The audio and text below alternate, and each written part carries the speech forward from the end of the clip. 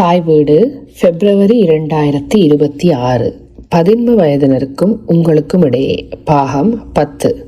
பாராட்டுதல். எழுதியவர் எஸ்.கே. விக்னேஸ்வரன். வாசிப்பவர் அரசி விக்னேஸ்வரன். ஒரு புதிய அணுகுமுறை. பெரும்பாலான பெரியவர்கள் நேர்மையான பாராட்டுக்கள் பிள்ளைகளுக்கு உதவியாக இருக்கும் என்று நம்புகிறார்கள். பெற்றோர்களும் ஆசிரியர்களும் எந்தவித தயக்கமும் இல்லாமலே பிள்ளைகள் பாராட்டப்படுவதை ஏற்றுக்கொள்கிறார்கள். அப்படியென்றால் அந்த பாராட்டுக்கள் உண்மையில் பிள்ளைகளது நம்பிக்கையை வளர்க்கவும், பாதுகாப்பை அதிகரிக்கவும், அவர்களது முன்முயற்சியை தூண்டவும், கற்றலை ஊக்குவிக்கவும், நல்ல எண்ணங்களை கொண்டவர்களாக அவர்களை உருவாக்கவும், சக மனிதர்களுடனான உறவுகளை மேம்படுத்தவும் உதவுபவையாக இருக்க வேண்டும். ஆனால் உண்மையில் அவர்களது அன்றாட நடைமுறையில் அப்படியெல்லாம் நடக்கிறதா? உண்மையில் எமது பாராட்டுதல்களால் இவற்றையெல்லாம் சாதிக்க முடியும் என்றால் எங்கள் மத்தியில் இன்னமும் பெருமளவில் பாதுகாப்பற்ற சிறுவர்களும், ஊக்கமற்ற எதையுமே சாதிப்பதற்கான எண்ணமற்ற மாணவர்களும், சவால்களை எதிர்கொள்ள தயாரின்றி படிப்பையே நிறுத்துகின்ற மாணவர்களும், வேண்டுமென்றே குற்றவாளிகளாக மாறுபவர்களும் ஏன் இருக்கிறார்கள்? உண்மை என்னவென்றால், பாராட்டுக்களால் எல்லாம் நன்றாக நடக்கும் என்று நாம் நினைப்பது எல்லா சந்தர்ப்பங்களிலும் நடப்பதில்லை. பெரும்பாலும் பாராட்டுக்கள் எல்லா காலத்திலும் வாக்குறுதிகளை காப்பாற்ற உதவுவதில்லை. பாராட்டுகளுக்கான எதிர்வினைகள். பாராட்டு என்பது முகஸ்துதிக்காக சொல்லப்படும் ஒன்றல்ல. ஆனால் முகஸ்துதி என்பது நேர்மையற்றதும் ஏதாவது ஒரு பிரதிபலனை எதிர்பார்த்து சொல்லப்படுவதும் ஆகும். பாராட்டு என்பது ஒரு நபர் பற்றிய அல்லது ஒரு செயல் பற்றிய மனப்பூர்வமான நேர்மையான மதிப்பீடு. இருப்பினும் சில வகையான நேர்மையான பாராட்டு எதிர்பார்த்ததற்கு நேர்மாறான முடிவுகளையும் தரக்கூடும். இது அசௌகரியம், பதற்றம், குற்ற உணர்வு என்பவற்றை ஏற்படுத்துவதுடன் தவறான நடத்தைக்கு இடம் அளிக்கவும் கூடும். 11 வயதினர் பின்வருபவை போன்ற பாராட்டுக்களுக்கு எவ்வாறு எதிர்வினை ஆற்றுகிறார்கள் என்று பார்க்கலாம். நீங்கள் சரியான புத்திசாலி. நீங்கள் மிகவும் அருமையான வேலை செய்திருக்கிறீர்கள். நீங்கள் ஒரு அருமையான இசை கலைஞர் தான். மகிழ்ச்சியாக இல்லாத போது பொதுவாக இவற்றுக்கு கிடைக்கும் பதில்களில் அவமதிப்பும் நிராகரிப்பும் தான் இருக்கும். நீங்க சும்மா ஏதோ சொல்ல வேண்டும் என்பதற்காக சொல்லுறீங்க. இல்லை, நான் அப்படியெல்லாம் இல்லை. அது அவ்வளவு நன்றாக இருக்கும் என்று நான் நினைக்கவில்லை. சரி, நான் ஏதோ என்னால் முடிஞ்சதை செய்கிறேன். உண்மையிலேயே அதற்கான பெருமையை நான் எடுக்க முடியாது. அது மற்ற எல்லாவற்றையும் விட உண்மையில் ஒரு அதிர்ஷ்டம்தான். முகஸ்துதி ஒருவருக்கு எதையும் தரப்போவதில்லை. இந்த கூற்றுக்கள் நம்பிக்கையையோ ஆறுதலையோ வெளிப்படுத்தவில்லை. மாறாக இவை விழுங்க கஷ்டமான கசப்பான மாத்திரைகள் போல தற்காப்புத்தனமான வார்த்தைகளாகவே வெளிப்படுகின்றன. ஒரு பெண்ணிடம் அவள் அழகாக இருக்கிறாள் என்று சொன்னால் அவள் வெட்கப்படுவாள். ஒரு பையனிடம் அவன் நல்லவன் என்று சொன்னால் அவன் அதை மறுக்கிறான். ஒரு 11 வயதினன் அவனுடைய திட்டத்திற்காக புகழ்ந்து பேசப்படும் போது அவன் அதில் உள்ள குறைபாடுகளை உடனடியாக சுட்டி காட்டுவான். சுருக்கமாக சொன்னால், இந்த வகையான பாராட்டுக்கள் பெரும்பாலும் மோசமான உணர்வுகளையே தூண்டுகின்றன. பாராட்டுக்களை வெளிப்படையாக சமாளிப்பது எளிதானதல்ல. அதை கையாளுவதற்கு முயற்சியும் அதற்கான ஆற்றலும் தேவைப்படும். உண்மையில் 11 வயதினர் ஏன் பாராட்டுக்களுக்கு இவ்வளவு தற்காப்பு நிலையெடுத்து எதிர்வினை ஆற்றுகிறார்கள்? ஏனென்றால் பாராட்டு என்பது உண்மையில் ஒரு மதிப்பீடு. மதிப்பீடு என்பது சங்கடமான ஒன்றுதான். அதில் மதிப்பீட்டாளர் தீர்ப்பளிப்பதில் குறியாக இருக்கிறார். தீர்ப்பளிக்கப்பட்டவர்கள் தவிப்புக்குள்ளாகிறார்கள். பாராட்டுதலும் குற்ற உணர்வும். எட்னாவின் அம்மா உடல்நிலை சரியில்லாமல் மருத்துவமனையின் தீவிர சிகிச்சை பிரிவில் அனுமதிக்கப்பட்டு இருந்தார். 12 வயது எட்னா அம்மாவுக்கு ஒரு சுகம் பெற்று வருக என்று வாழ்த்து அட்டையை தயாரித்திருந்தாள்.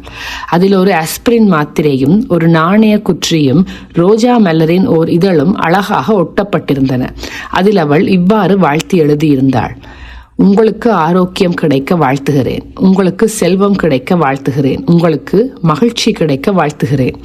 மகளின் இந்த கால பொருத்தம் வாய்ந்த வாழ்த்தை கண்டு அம்மா மனம் நெகிழ்ந்து சொன்னாள்: நீ மிகவும் அக்கறை உள்ளவள். நீ எப்போதும் மிக ஆழ்ந்த சிந்தனை உள்ளவள். நீ மிகவும் நல்ல பிள்ளை. எட்னா வெளிறி போனாள். குளியலறைக்குள் ஓடினாள். அழ ஆரம்பித்து வாந்தி எடுத்தாள். பாராட்டுக்கும் மனோதத்துவ எதிர்வினைக்கும் இடையே ஏதோ தொடர்பு இருப்பதாக அம்மா உடனடியாக சந்தேகித்தாள். சில வாரங்களுக்கு பிறகு அவள் இந்த சம்பவத்தை ஓர் உளவியலாளரிடம் சொல்லி ஒரு நேர்மையான பாராட்டு ஏன் தன் மகளை நோய்வாய்ப்படுத்துகிறது என்பதை அறிய விரும்பினாள். அவரிடம் அவள் இது குறித்து கேட்டபோது, ஒருவேளை அது பாராட்டினால் அல்ல, அல்லது வைத்தியசாலைக்கு வந்ததால் ஏற்பட்ட உற்சாகமும் வெப்பமான காலநிலையும் காரணமாக இருக்கலாம் என்று தான் கருதுவதாக அந்த உளவியல் ஆலோசகர் குறிப்பிட்டார். ஆனால் ஓ இல்லை, அப்படி என்னிடம் சொல்லாதீர்கள். அது குளிரூட்டப்பட்ட அறை. நான் அவளை புகழ்ந்து பேசுவதற்கு முன்பு எட்னா மிகவும் மகிழ்ச்சியாக இருந்தாள் என்று எட்னாவின் அம்மா கூறினாள். எட்னாவினால் தாய் தன்னை புகழ்வதை தாங்கிக் கொள்ள முடியவில்லை. ஏன்? பொதுவாக பெற்றோர்கள் மீது கோபம் அடைகின்ற பிள்ளைகள் அவர்களுக்கு வெவ்வேறு வகையான உடல்நல கேடுகள் ஏதும் நடந்தால் நல்லது என்றோ நடக்க வேண்டும் என்றோ கூட விரும்புவது இயல்பான ஒன்றுதான். உதாரணமாக, இருண்ட இரவில் வாகனத்தின் சில்லு காற்று போதல், கணுக்காலில் சுளுக்கு வருதல், மருத்துவமனையில் தங்க வைக்கப்படுதல், நீண்ட கால குரல் வளை அழற்சி ஏற்படுதல், மிகவும் வெப்பமான இடத்துக்கு பயணம் செய்ய வேண்டி வரல், திடீர் மரணம் ஏற்படல் என்பது போன்ற எண்ணங்கள் எதுவும் வரலாம். அம்மா நோய்வாய்ப்பட்ட போது எட்னா குற்ற உணர்ச்சி அடைந்திருந்தாள். அவளுடைய விருப்பம் நிறைவேற்றி விட்டதாக அவள் பயந்தாள். எட்னா சுகம் பெற்று வருக வாழ்த்து அட்டை மூலம் சேதத்தை சரி செய்ய முயன்றாள். நான் உனது ஆரோக்கியத்தை விரும்புகிறேன் என்பது அவளுடைய நான் நோய்வாய்ப்படுவதை விரும்புகிறேன் என்ற எண்ணத்துக்கான மாற்று மருந்து. இது தெரியாமல் அம்மா அவளை மிகவும் பாராட்டிய போது எட்னாவின் குற்ற உணர்வு மேலும் அதிகரித்ததை தவிர்க்க முடியவில்லை. நான் கோபமாக இருக்கும் போது என் மனதில் என்ன எண்ணங்கள் எழுகின்றன என்பதை அம்மா அறிந்திருந்தாள் என்ற அவளுடைய எண்ணங்கள் அவளை திகைக்க வைக்கின்றன. அவளிடமிருந்து வாழ்த்து அட்டையை பெற்ற போது அம்மா என்ன சொல்லி இருக்க முடியும்? மகளை பற்றி பேசாமல் அந்த அட்டையை பற்றி பேசியிருக்கலாம். உதாரணத்துக்கு, மிக்க நன்றி, எனக்கு இந்த அட்டை ரொம்ப பிடிச்சிருக்கு, அது ரொம்ப அழகாகவும் கவித்துவமாகவும் இருக்கு. நீங்கள் ஆரோக்கியமாகவும் வளமாகவும் சந்தோஷமாகவும் இருக்க வேண்டும் என்று நான் ஆசைப்படுகிறேன். அருமையா இருக்கு, எனக்கு இப்பவே சுகமாகிவிட்ட மாதிரி இருக்கு.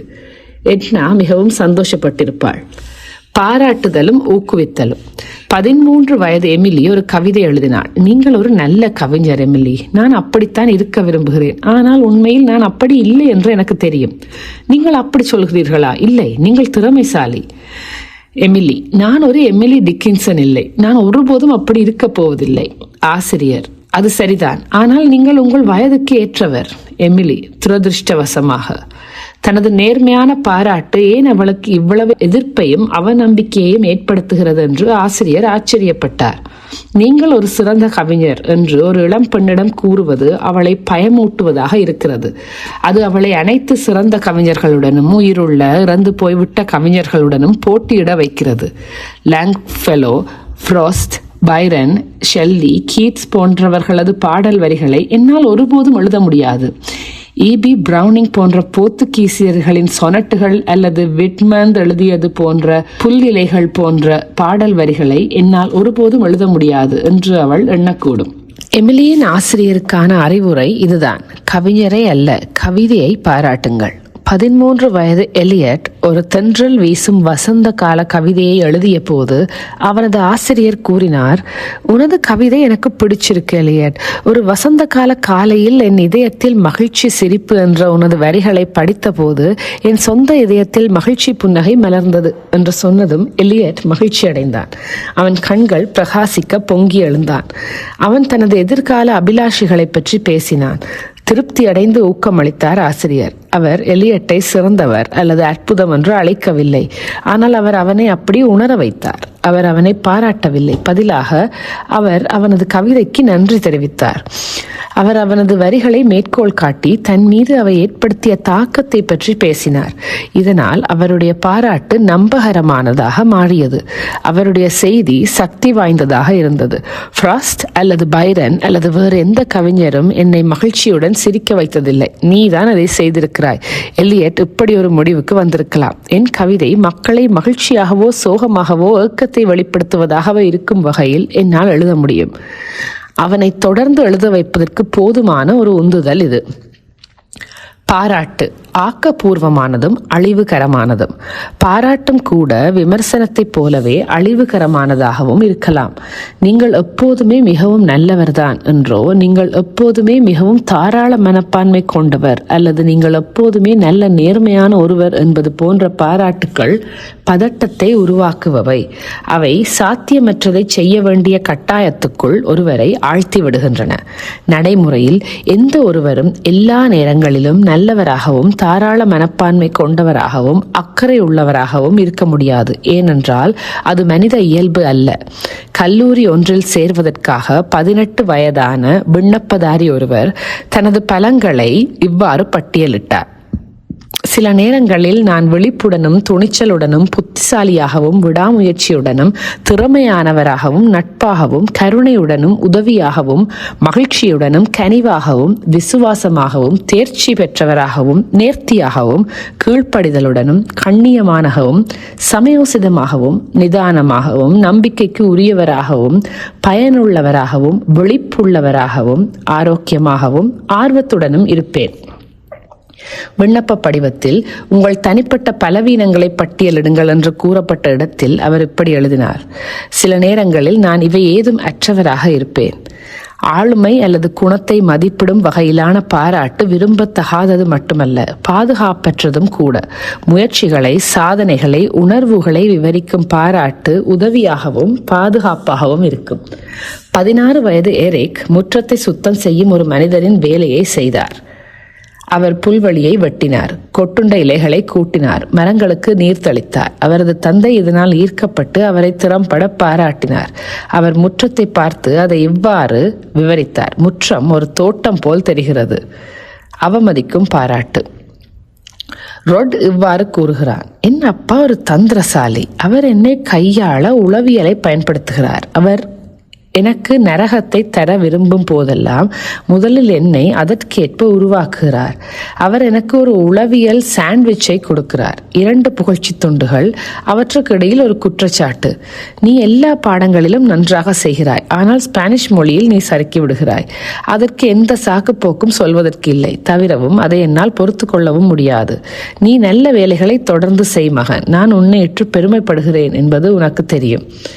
பல 15 வயதினர்கள் தாம் பாராட்டப்படும் போதெல்லாம் அடுத்ததாக தமக்கு வரப்போவது அதிர்ச்சியே என்று தாமாக எதிர்பார்க்கும் அளவுக்கு தம்மை உருவாக்கி கொண்டுள்ளனர். இத்தகைய புரிதலை கொடுக்கும் நடைமுறைகளுக்கு பதிலாக விமர்சனங்களையும் பாராட்டுகளையும் கலக்காமல் இருப்பது நல்லது.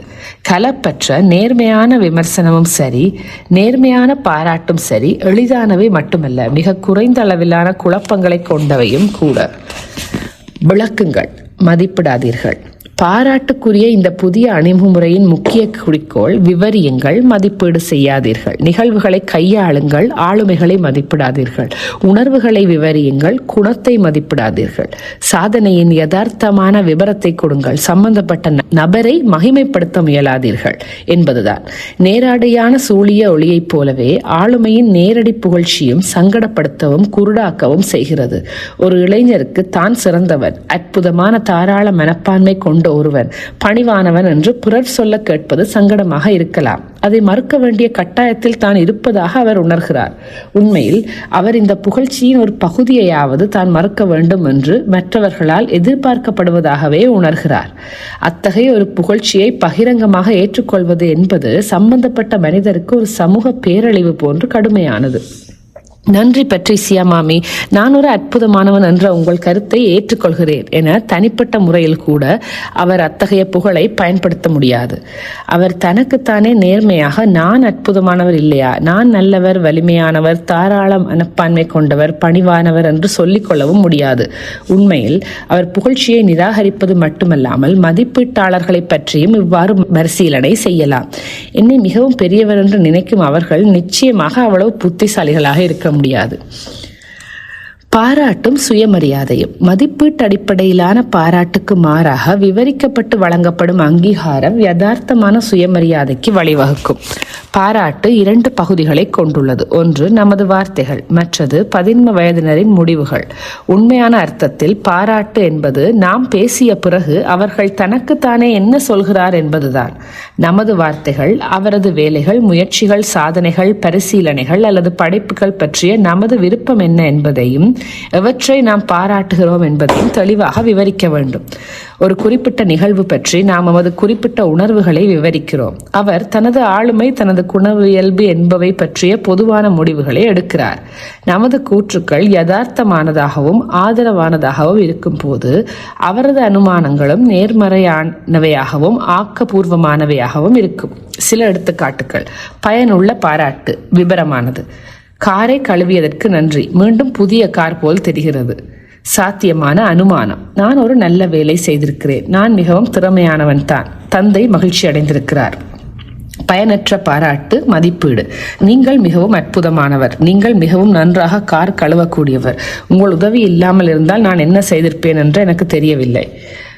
பயனுள்ள பாராட்டு, பிறந்த நாள் வாழ்த்து மடலுக்கு நன்றி, எனது சிரிப்பை அடக்க முடியவில்லை, அது நல்ல நகைச்சுவையானதாக இருந்தது. சாத்தியமான அனுமானம், நான் நல்ல வாழ்த்து மடலை தேர்ந்தெடுக்கிறேன், என் தெரிவுகளை நான் நம்பலாம், எனக்கு நல்ல ரசனை இருக்கிறது. பயனற்ற பாராட்டு, நீங்கள் எப்போதும் என் மீது மிகவும் அக்கறையுடன் இருக்கிறீர்கள். உதவிகரமான பாராட்டு, உங்களது குழந்தை பராமரிப்பு முறையை நான் மிகவும் பாராட்டுகிறேன், அது எனது இன்றைய நாளை முழுமையாக எனக்கு தந்தது, மிக்க நன்றி. சாத்தியமான அனுமானம், நான் பிறருக்கு உதவியாக இருக்க முடியும், எனது முயற்சிகள் பாராட்டப்படுகின்றன, சில சமயங்களில் நான் மிகவும் நல்லவள். உதவியற்ற பாராட்டு, நான் எப்போதும் உங்கள் கவனிப்பை நம்பி இருக்க முடியும், நீங்கள் அற்புதமான பெண். உதவிகரமான பாராட்டு, எனது பணப்பையை கண்டுபிடித்ததற்கு நன்றி, நான் அதை மிகவும் பாராட்டுகிறேன். சாத்தியமான அனுமானம், எனது நேர்மை பாராட்டப்படுகிறது, நான் முயற்சி செய்ததில் மகிழ்ச்சி அடைகிறேன். உதவியற்ற பாராட்டு, நீங்கள் எப்போதும் மிகவும் நேர்மையானவர். பயனுள்ள பாராட்டு, நீங்கள் செய்த புத்தக அலுமாரி எனக்கு பிடித்திருக்கிறது, அது பயனுள்ளதாகவும் பார்க்க அழகாகவும் இருக்கிறது. சாத்தியமான அனுமானம், நான் ஒரு நல்ல வேலையை செய்துள்ளேன், நான் திறமையானவன். உதவியற்ற பாராட்டு, நீங்கள் ஒரு சிறந்த தச்சர் தான். உதவிகரமான பாராட்டு, உங்கள் அறையை நீங்கள் ஒழுங்கு செய்திருக்கும் விதம் எனக்கு பிடித்திருக்கிறது, எல்லா பொருட்களும் அறைக்குள் மிகச் சரியாக பொருந்தி இருப்பதாக தெரிகிறது. சாத்தியமான அனுமானம், எனக்கு நல்ல ரசனை இருக்கிறது. உதவியற்ற பாராட்டு, ஐயா நீங்கள் அருமையாக இருக்கிறீர்கள்.